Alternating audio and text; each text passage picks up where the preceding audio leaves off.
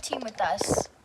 First we get 2 handfuls of grain for the goats, close the bin, and grab 2 flakes of hay.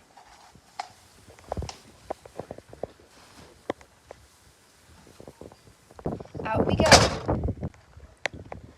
To the goats. Hi guys! Hi, Tilly. Hi guys! They're really hungry. Then we split the grain in 2.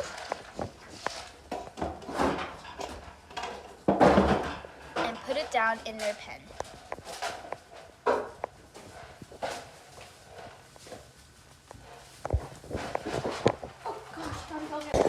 Then we just put the hay in the thing and close up them for the night. Good night, guys. Time to go down to the chickens.